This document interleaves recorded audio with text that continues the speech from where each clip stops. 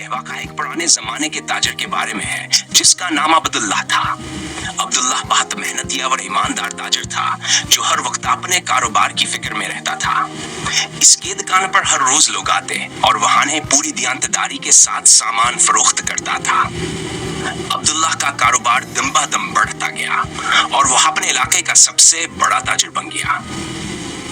लेकिन एक दिन उसकी जिंदगी में एक बड़ा सानह पेश आया। इसके सबसे बड़े गाहक ने, जिस पर अब्दुल्लाह को बेहद एतमाद था, एक बड़ा ऑर्डर दिया। अब्दुल्लाह ने अपनी तमाम पूंजी से वह माल खरीदा और इस गाहक को भेज दिया।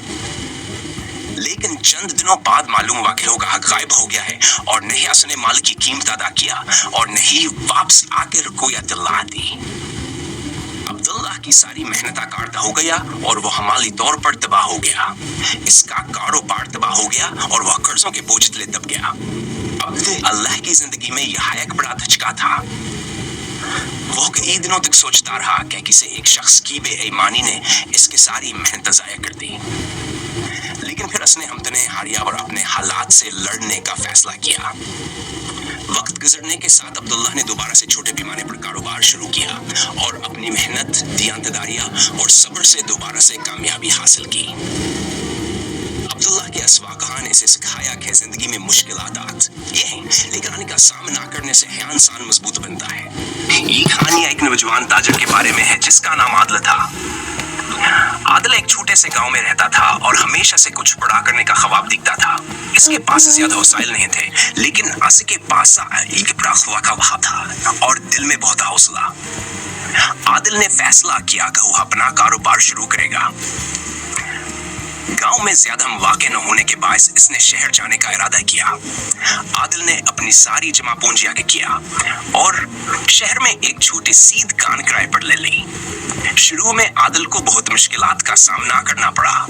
उसके पास न ज्यादा सरमाया था और न ही तजर्बा। कई दफा उसने सोचा कि शायद ही काम के बस का नहीं, लेकिन हर बार वह अपने ख्वाब को याद करके आगे बढ़ता रहा। एक दिन आदिल को एक खास आइडिया आया। उसने देखा कि शहर में लोगों को दी इलाके की खालिस चीजों की भी बेहद कमी महसूस होती है, जैसे खालिस घी, देसी अंडे और थकी बनी हुई चीजें।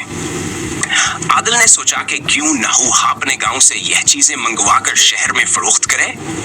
आदिल ने यह आइडिया अमल में लाया और अपने गांव के लोगों से दी ही मसनूआत खरीदना शुरू कर दें। यह चीजें शहर में बहुत पसंद की गई क्योंकि लोग खालसा और कुदरती चीजों को बेहद अहमियत देते थे। आदिल का कारोबार दम ब दम बढ़ता गया और उसकी दुकान शहर में मशहूर हो गई। आदिल ने अपने कारोबार को मजीद बढ़ाने के लिए ऑनलाइन फरोख्त भी शुरू कर दी और कुछ युक्त में इसके ग्राहकों की तादाद बहुत बढ़ गई। उसने अपने कारोबार में कामयाबी हासिल की और साथ ही अपने गांव के लोगों को बेरोजगार फराहम किया।